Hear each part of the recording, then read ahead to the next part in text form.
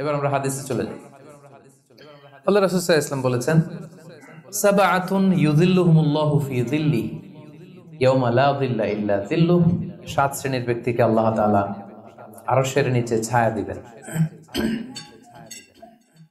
যেদিন আরশের ছায়া ছাড়া আর কোনো ছায়া থাকবে না। ইউযিল্লুহুমুল্লাহু ফি যিল্লিহি, আল্লাহ তাআলা সেদিন তার নিজের ছায়া দিবেন, বলতে উদ্দেশ্য হচ্ছে ফি যিল্লি আরশিহি, আল্লাহর আরশের ছায়ায় তিনি 7 শ্রেণীর ব্যক্তিকে সেদিন রাখবেন। আল্লাহর আরশের ব্যাপারে আপনারা শুনেছেন না, যে আর রহমানু আলাল আরশি ইস্তাওয়া, আল্লাহ তাআলা আরশের উপর পজিশন নিয়েছেন। আল্লাহ তাআলার পজিশন কোথায়? আরশের উপর। আরশ হচ্ছে মহাবিশ্বের সবকিছুর উপরে এটার অবস্থান। আমরা খালি চোখে উপরে কি দেখি? আকাশ। আসলে আমরা আকাশ দেখি না, এটা দেখি মহাশূন্য, স্পেস। প্রথম আকাশ যে কত বড় তার কোনো হিসাব নাই। এই যে পৃথিবী থেকে সূর্য 13 লক্ষ গুণ বড়, পুরো পৃথিবীটাই তো আমাদের দেখার সুযোগ হয়নি। এই পৃথিবীর চেয়ে নাকি এবার সূর্য কয় গুণ বড়? কেন ইমাজিন দ্যাট? 13 লক্ষ গুণ বড়। সূর্যের চেয়ে এরকম কোটি কোটি গুণ বড় তারা আছে। এরকম বিলিয়ন বিলিয়ন তারা নিয়ে আমাদের গ্যালাক্সির নাম হচ্ছে মিল্কি ওয়ে। এটার পরে আরেকটা গ্যালাক্সি সবচেয়ে কাছের অ্যান্ড্রোমেডা, ওটা আরো বড়। ওইখানে বিলিয়ন বিলিয়ন ট্রিলিয়ন গ্যালাক্সি। এরকম প্রত্যেকটা গ্যালাক্সি ঘুরছে, প্রত্যেকটা তারা তাওয়াফ করছে মহাশূন্যে।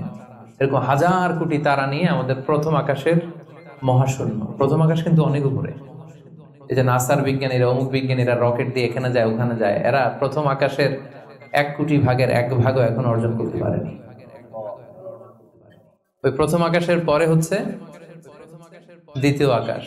ওই দ্বিতীয় আকাশের তুলনায় প্রথম আকাশটা কত ছোট শুনেন। আপনার হাতের আংটি যদি আপনি বিশাল মাঠের মধ্যে ছেড়ে দেন, একটা মরুভূমির মধ্যে ফেলে দেন, পুরো মাঠের তুলনায় হাতের আংটি যত ছোট, আল্লাহর দ্বিতীয় আসমানের তুলনায় আল্লাহর প্রথম আসমানটা ঠিক তত ছোট।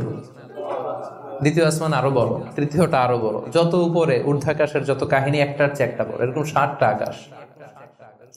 তার উপরে সিদরাতুল মুনতাহা, বর্ডার এরিয়া। তার উপরে লা জামান লা মাকান, ওইখানে সময়ের হিসাব নাই, স্পেস নাই, সময় নাই। কারণ আল্লাহর সময় দিয়ে বাঁধা যায়?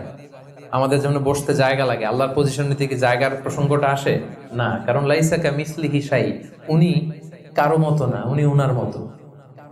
ওয়ালাম ইয়াকুল্লাহু কুফুয়ান আহাদ, তার মতো কেউ নাই। তো তিনি কার মতো? তিনি তার মতো। তার মতো কেউ নাই, তো তিনি কার মতো? তিনি তার মতো। তার উপরে হচ্ছে আল্লাহর কুরসি, তার উপরে আল্লাহর আরশ, সেখানে আল্লাহর পর্দা। এই পর্দার পেছনে আল্লাহ তাআলার সত্তা। আমাদের বাড়ির পর্দাগুলো কি দিয়ে তৈরি বলেন তো? কাপড় দিয়ে। আল্লাহর পর্দাগুলো আলো দিয়ে তৈরি, নূরের পর্দা। পর্দাটাই আলো।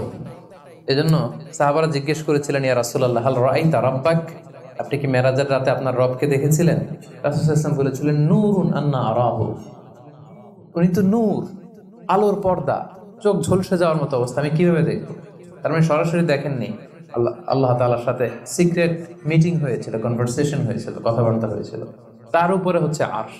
ওই আরশের ছায়ার নিচে কিয়ামতের ময়দানে আল্লাহ তাআলা 7 শ্রেণীর ব্যক্তিকে স্থান দিবেন। কয় শ্রেণীর?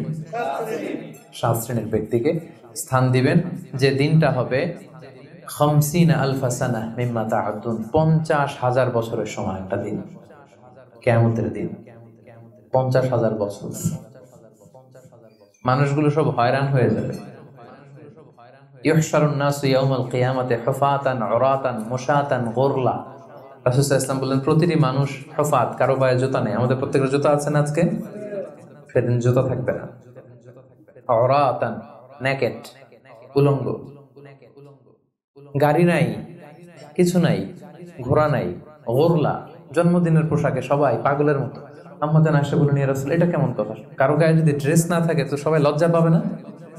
একে অন্যকে দেখে হাসাহাসি করবে না? আল্লাহ রাসূল সাল্লাল্লাহু আলাইহি ওয়াসাল্লাম বললেন, লিকুল্লি ইমরিইম মিনহুম ইয়াওমা ইদিন শাআনু ইউগনি। আয়েশা, সেদিনটা এত ভয়ঙ্কর হবে যে অন্যের কি অবস্থা এটা চিন্তা করতেই সে ভুলে যাবে। নিজের অবস্থা নিয়ে এত পেরেশানিতে সে থাকবে, ঘর্মাক্ত, ক্লান্ত, শ্রান্ত, পেরেশান। সূর্যটা একেবারে মাথার কাছে চলে আসবে। সূর্যের তাপে মাথার মগজগুলো গলে নাকের ছিদ্র, কানের ছিদ্র দিয়ে বেয়ে বেয়ে পড়বে। জিহ্বাটা কুকুরের মতো বেরিয়ে আসবে সামনের দিকে। মানুষ হাঁপাতে থাকবে, দৌড়াতে থাকবে, ক্লান্ত শ্রান্ত। কেউ কাউকে চেনে না। ইয়াউমা ইয়াফিরুল মারউ মিন আখিহি ওয়া উম্মিহি ওয়া আবিহি ওয়া সাহিবাতিহি ওয়া বানিহি। ভাই ভাইকে চিনবে না, পরিচয় দিবে না। মা ছেলেকে দেখে পরিচয় দিবে না, বন্ধু বন্ধুকে দেখে পরিচয় দিবে না, সবাই ইয়া নাফসি ইয়া নাফসি। ওই ভয়ঙ্কর দিনে আল্লাহ তাআলা 7 শ্রেণীর লোককে তার আরশের নিচে ছায়া দিবেন। আমরা কি চাই না যে আমরা ওই 7 শ্রেণীর অন্তর্ভুক্ত হই? আমরা আল্লাহ তাআলার কাছে কামনা করি আমরাও যেন সেই 7 শ্রেণীর অন্তর্ভুক্ত হয়ে সে ভয়ঙ্কর দিনে আল্লাহ তাআলার আরশের নিচে ছায়া পেতে পারি। আরো জোরে আমরা সবাই পড়ি আমিন। ওই 7 শ্রেণীর ব্যক্তিদের মধ্যে প্রথম শ্রেণী হচ্ছে ইমামুন আদিল, ন্যায়পরায়ণ শাসক, the just ruler, the just king.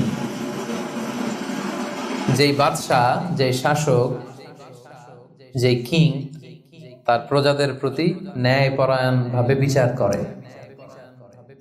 Equally treat করে সবাইকে, কারোর উপর জুলুম করে না। কারণ আল্লাহ তাআলা জুলুম পছন্দ করেন না। আল্লাহ কি কারোর উপর জুলুম করেন?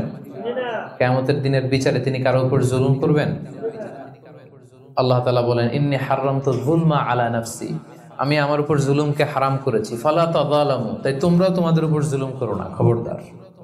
আয-যুলমু যুলুমাতুন ইয়াউমাল কিয়ামা, যারা পৃথিবীর বুকে কারোর উপর জুলুম করবে, এই জুলুমটা জুলুমাত হয়ে অন্ধকার হয়ে তার কাঁধে চেপে বসবে কিয়ামতের দিন। সো আল্লাহ তাআলা প্রথম 7 জনের মধ্যে সর্বপ্রথম যাকে আরশের নিচে ছায়া দিবেন তিনি হচ্ছেন ইমামুন আদিল, just king, the just ruler, ন্যায়পরায়ণ শাসক, যারা আদালতের সাথে কাজ করে। ইন্নাল্লাহা ইয়া'মুরুকুম বিল আদলি ওয়াল ইহসান, আল্লাহ তাআলা এই আদালতের ব্যাপারে, জাস্টিসের ব্যাপারে সবসময় তিনি আদেশ করেন। জাস্টিস ভায়োলেট হয়, ন্যায়পরায়ণতা, ইনসাফ এটা ভায়োলেট হয়, এটা আল্লাহ তাআলা কখনো চান না। যারা বিচার করার সময় ন্যায় বিচার করে, উভয় পক্ষের কথা শুনে, যারা রায় দেওয়ার সময় ন্যায়সঙ্গতভাবে রায় দেয়, যারা জনগণের ট্রিট করার সময় সঠিকভাবে ট্রিট করে, সেই ধরনের রাজা যারা, সেই ধরনের কিং যারা, রুলার যারা, তারা সেদিন স্থান পাবে। এটা শুধু আল্লাহর কাছেই না, তারা যারা জাস্ট রুলার তাদেরকে দুনিয়ার মানুষরাও পছন্দ করে না অনেক। উদাহরণস্বরূপ বলছি, ফর এন এক্সাম্পল, এই যে রেসেপ তাইয়েব এরদোগান, জাস্ট উদাহরণ। আরো অনেক ভালো ভালো রুলার আছে, আপনারা আরো ভালো বলতে পারবেন।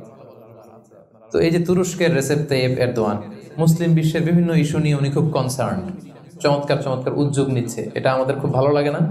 আমাদেরকে অনুপ্রাণিত করে, আমাদেরকে উজ্জীবিত করে। ইভেন কি অমুসলিম রাষ্ট্রপ্রধান যারা এই জাস্ট রুলার, যারা সব সময় কি করে, ন্যায়পরায়ণতার সাথে মানুষের সাথে ট্রিট করে, তাদেরকে সবাই পছন্দ করে। কানাডার প্রধানমন্ত্রীর নাম জানেন আপনারা? এই যে জাস্টিন ট্রুডো, সে অমুসলিম, তাই না? খ্রিস্টিয়ান খুব সম্ভবত, তারপরেও তাকে সবাই খুব পছন্দ করে। কেন? He is a just ruler, তাই না? জনগণের প্রতি সে ন্যায়পরায়ণ, একজন ন্যায়পরায়ণ রাষ্ট্রনায়ক সে। সো ইমামুন আদিল, প্রথম শ্রেণী হচ্ছে এমন শাসক যে হচ্ছে ন্যায়পরায়ণ, যার কাছে কেউ বিচার চাইলে সে মাজলুম হয় না, তার জনগণের প্রতি যে দায় দায়িত্ব এটা সে সঠিকভাবে পালন করে। বিচার করার সময়, রায় দেওয়ার সময় সে উল্টাপাল্টা রায় দেয় না, আদালতের সাথে সবাইকে এক চোখে দেখে। এই ব্যক্তিকে সেদিন আল্লাহ তাআলা আরশের নিচে ছায়া দিবেন। এই পয়েন্টটা সবার কাছে ক্লিয়ার না?